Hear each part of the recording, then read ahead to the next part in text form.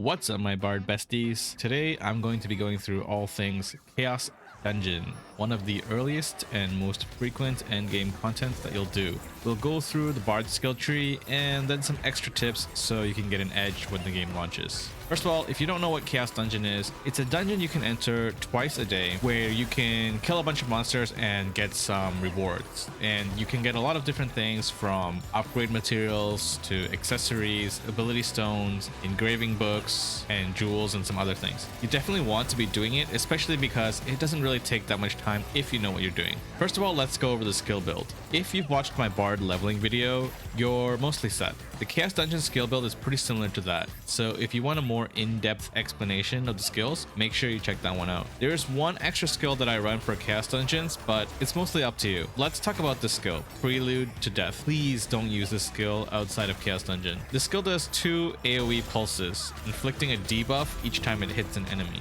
That debuff expires after 3 seconds, doing extra damage. Here's the important part. At level 10, we get a tripod that turns the skill into a chain explosion of death. When an AoE with the debuff dies before it expires, it explodes and deals huge damage to one enemy within 3 meters. With enough enemies around, killing 1 or 2 enemies is often enough to set off a massive AoE chain of explosions. This works well in Chaos Dungeons and Chaos Dungeons only, just because of how many mobs there are. As for how to use your skills, it's the same as our leveling process. Start by casting our AoE ground skills, Stigma and Dissonance. To be honest, these 2 skills alone are enough to clean up packs. We only use our other skills to fill in the gaps between cooldowns. Try to cast Heavenly Performance for the attack buff when it's available. When Stigma is on cooldown, cast Dissonance and whatever else you have off cooldown to supplement. This can either be Ultrasonic Vibration or Prelude to Death. There are 3 phases to the Chaos Dungeon, and once you've killed enough monsters in the first phase, the gate will open.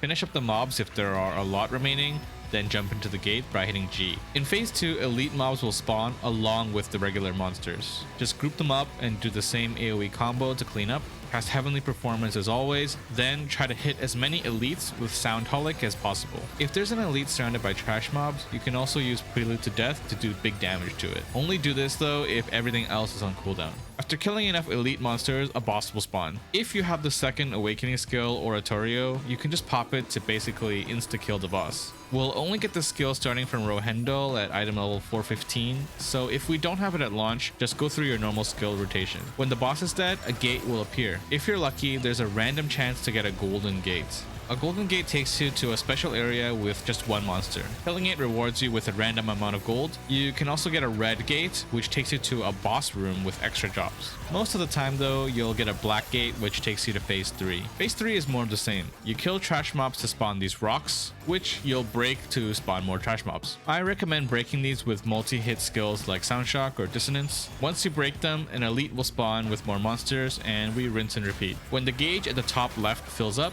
we're done. A lot of people worry about doing solo content as a bard, and although you can enter Chaos Dungeon as a group, almost nobody does. With the right skill build as a bard, this shouldn't take you more than 5 minutes. You can enter the Chaos Dungeon twice a day on each character. It's one of the most important and easy things you can do every day because, like I said, it drops materials for upgrading gear, accessories, and if you're lucky, you can even drop a rare engraving book, which can sell for a lot on the auction house. The last tip I want to cover is something called the Infinite Chaos Dungeon.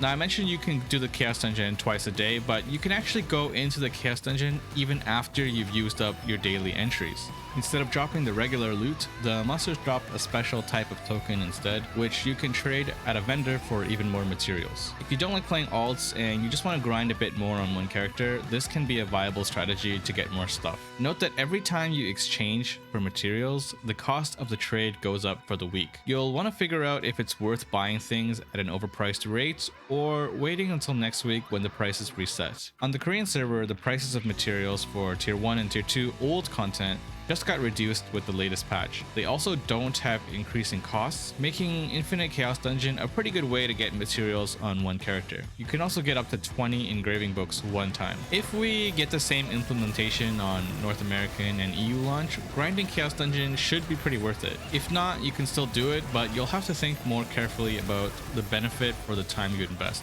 If you're not really sure what I just said, just take a look at the note on screen. I'm going to be posting a raid guide for Bards soon, and also make some leveling leveling stuff for Paladin. If you're a fellow support player, make sure you stay tuned for those. You can also come by and ask questions at my Twitch. This has been Ayu, and until next time, bye you.